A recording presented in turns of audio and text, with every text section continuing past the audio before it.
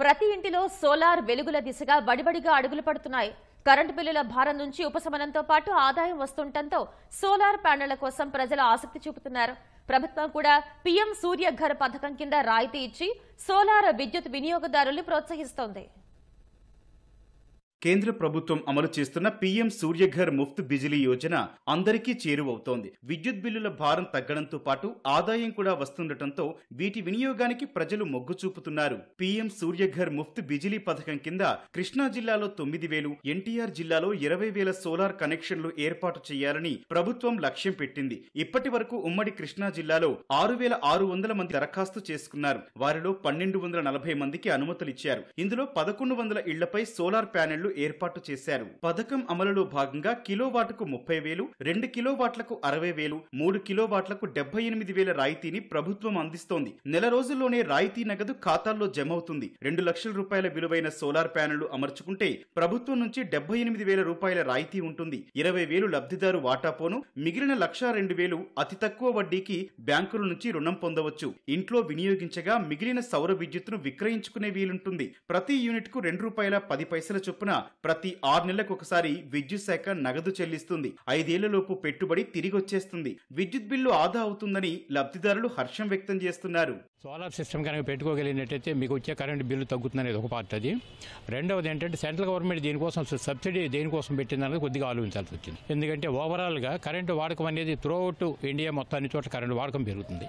వాడకం పెరిగినంతగా మనకి power generate చేయాలని అంటే మన థర్మల్ పవర్ ప్రాజెక్టులు పెరగాలి. థర్మల్ పవర్ ప్రాజెక్టు పెరగాలంటే అవన్నీ బొగ్గుతో కూడుకుని ఉన్నాయి. ఇప్పుడు ఆ బొగ్గు తవ్వకాల వలన ఈ మైనింగ్ డిపార్ట్మెంట్లో ఇవన్నీ చేయడం వల్ల నేల తన ఒరిజినాలిటీ తగ్గిపోతుంది. బొగ్గు వలన ఎక్కువగా మనకు పెట్టడం వల్ల ఏమవుతుందని అంటే పొల్యూషన్ కంట్రోల్ చేయడం కూడా కష్టం అవుతుంది. అట్లా ఒక పక్కన పొల్యూషన్ కంట్రోల్కి ఉపయోగపడుతుంది. రెండోది మన ఈ ఒరిజినల్గా ఉండేటటువంటి నేల ఈ ప్రకృతి మనం కాపాడిన వాళ్ళం అవుతాం.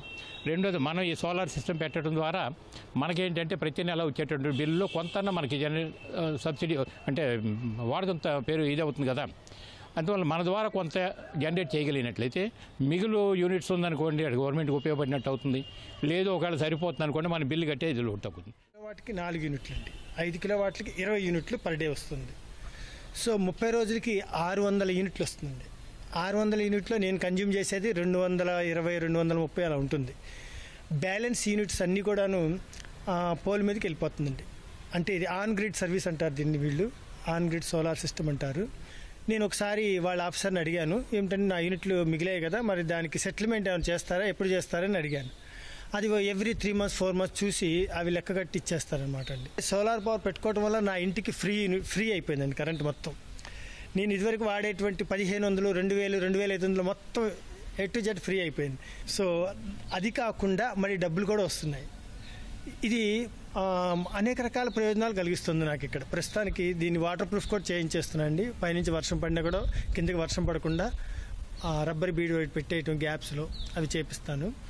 అంటే ఇది పందిర్లాగా కూడా పనిచేస్తుంది. ఉమ్మడి కృష్ణా జిల్లాలో 100% పీఎం సూర్యఘర్ పథకాన్ని అమలు చేసేందుకు అధికారులు చర్యలు తీసుకుంటున్నారు. ఎన్టీఆర్ జిల్లాలో 5,000 జనాభా కలిగిన 5 పంచాయతీలు బోదవాడ, షేర్ మహమ్మద్ పేట, పరిటాల, వెల్వడం, కంభంపాడును ఆదర్శ గ్రామాలుగా అధికారులు ఎంపిక చేశారు. 5 కిలోవాట్లకు పైగా విద్యుత్తును వినియోగించే ఉమ్మడి జిల్లాలోని అన్ని ప్రభుత్వ కార్యాలయాల్లో సోలార్ ప్లాంట్లు ఏర్పాటు చేయనున్నారు.